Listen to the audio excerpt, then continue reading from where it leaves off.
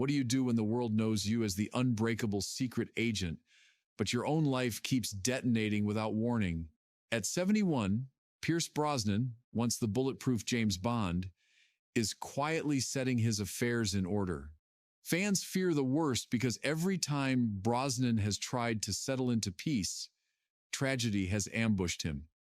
Before we uncover the decision he's making right now, let's unravel the chain of heartbreaks and triumphs that forged the coolest man in Hollywood into something far tougher than 07. A survivor who refuses to surrender. Stick around, because the final twist may have you rethinking what real strength looks like.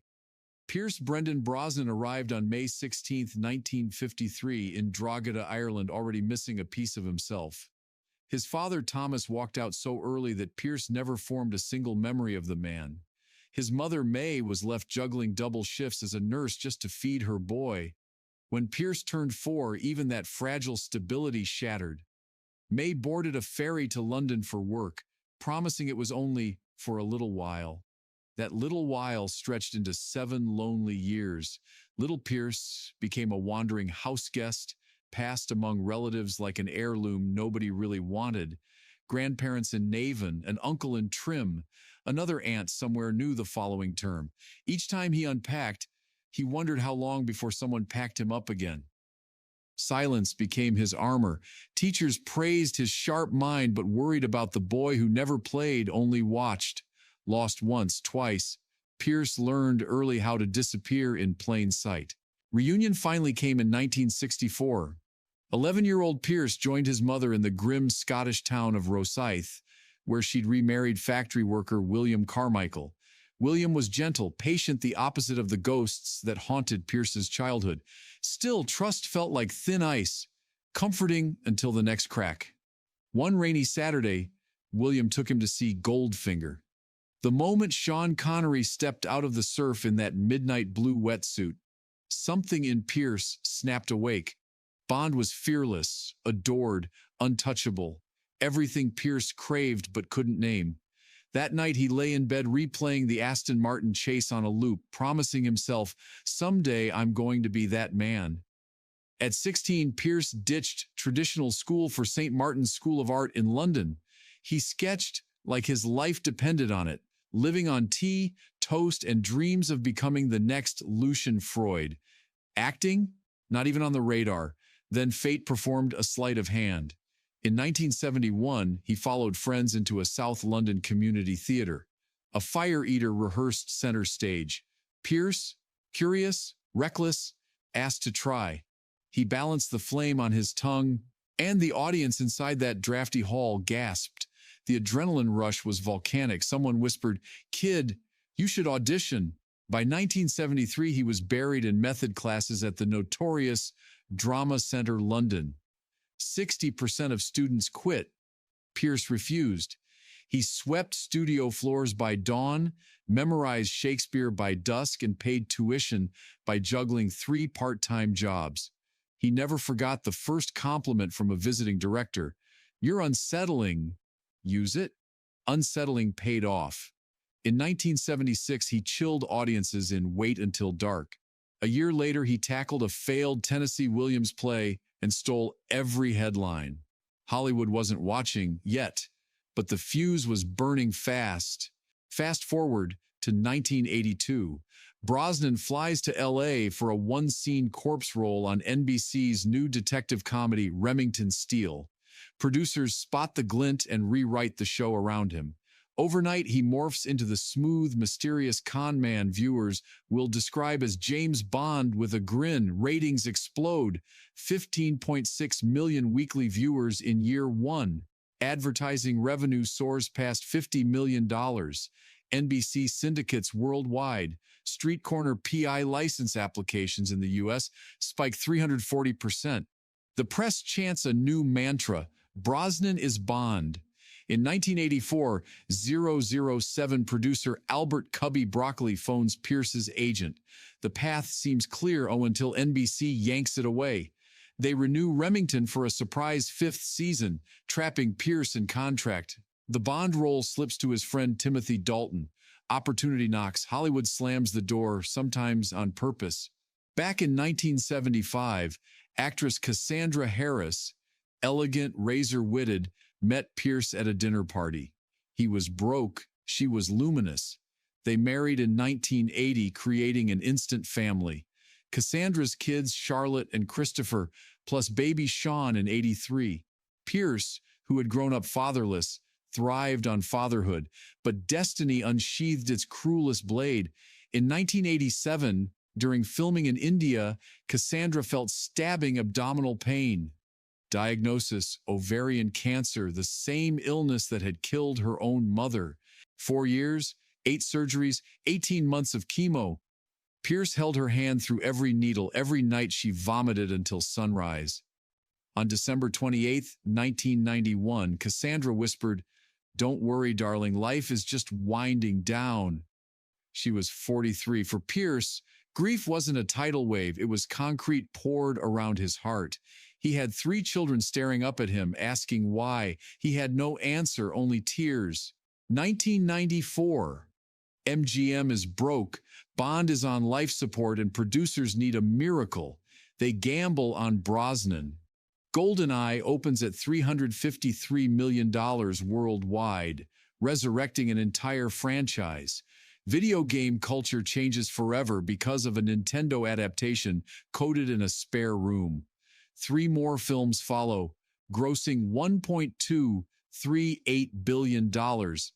He dangles from helicopters, drives tanks through St. Petersburg, nearly drowns in 30-foot surf shooting, Die Another Day. He wins a Saturn Award, even outshining Sean Connery, but the tux hides bullet wounds. During press tours, Pierce drifts into hotel bathrooms to sob where no journalist will hear him. Cassandra's ghost hovers over every premiere. Then the unthinkable encore, June 28, 2013. Charlotte dies, same cancer, same age bracket, same helpless bedside vigil. She'd married 2 weeks earlier, so her kids, Isabella 15 and Lucas 8, could see love conquer fear. Pierce held her hand exactly as he had held her mother's. History repeated like a bad joke nobody wanted to tell. 2004, Pierce is in the Bahamas filming a heist flick, smugly brainstorming plot points for Bond 21. His cell rings. A polite executive voice says, "You were a wonderful James Bond. Thank you. Goodbye." Click. 47 seconds. 4 blockbuster films evaporated. Studios that once begged to hire him suddenly label him too Bond. His fee plunges from $12 million to $3 million. He lays off 12 loyal staffers. When the Casino Royale trailer drops, he cries in front of his teenage sons. Betrayal stings worse than any stunt injury. Long before that phone call, destiny tossed Pierce a life raft. On April 8, 1994, at a beach party in Cabo San Lucas, a brown-eyed TV journalist named Keely Shea Smith struck up a chat with him that ran until 2 a.m. She didn't care about tuxedos or premieres. She liked the quiet Irishman behind the gloss. She met the kids 3 weeks later, moved in 6 months after that, and married him in 2001 inside an 800-year-old Irish abbey. When tabloids fat-shamed Keely for weight gain through motherhood and grief, Pierce scorched social media. "I love every curve." She later dropped 100 pounds purely for health, not gossip. 23 wedding anniversaries later, she's still his north, south, east, and west. Through every funeral, every studio betrayal, Keely never budged. Turns out the most unbreakable bond in Brosnan's life isn't shaken or stirred, it's steadfast and fiercely ordinary. Away from red carpets, Pierce funnels his anguish into action. A UNICEF ambassador since 2001, Greenpeace marches. Public vows to stop coastal drilling near his Malibu home, even if it costs him friends in high places.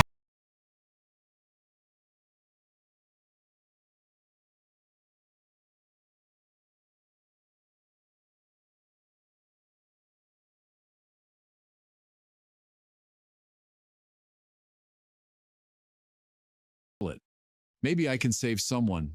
In 2022, at 69, he clawed back blockbuster relevance as Dr. Fate in Black Adam, mesmerizing a new generation that barely remembers his Bond years. But on set, crew members whispered about how carefully he moved between takes, like a man conserving energy for battles we can't see. Early May 2025, during a quiet interview at an Irish charity gala, Brosnan revealed he has begun curating his legacy. He's liquidating some Malibu property, finishing a memoir, and transferring the copyright earnings from his first Bond films into a trust aimed at free genetic testing for women with a family history of ovarian cancer. He joked, "I'm playing Q to my own family now, planning gadgets that work long after I'm gone." But the glint in his eye wavered. Insiders say he's been to specialists in Zurich twice this spring, fueling rumors of a private health battle. Pierce won't confirm or deny. What he does say is chillingly simple. Time's the only villain you can't outgun. Pierce Brosnan's story isn't just about a martini-swilling spy. It's a saga of abandonment, meteoric fame, corporate betrayal, genetic curses, and love that refuses to quit. Every explosion on screen mirrored one off screen, and he's still standing, weather-worn but resolute, determined to leave the world a little safer than he found it. If this journey moved you, if you felt the sting of his losses or the spark of his resilience, tap that like so more people. Hear Pierce's message of hope. Smash subscribe and ring the bell to get every deep dive that peels back Hollywood's glossy poster to reveal the heartbeat beneath. And hey, if you want the inside track on the next untold story, like this video and subscribe for more eye-opening breakdowns, because the truth is always more gripping than fiction.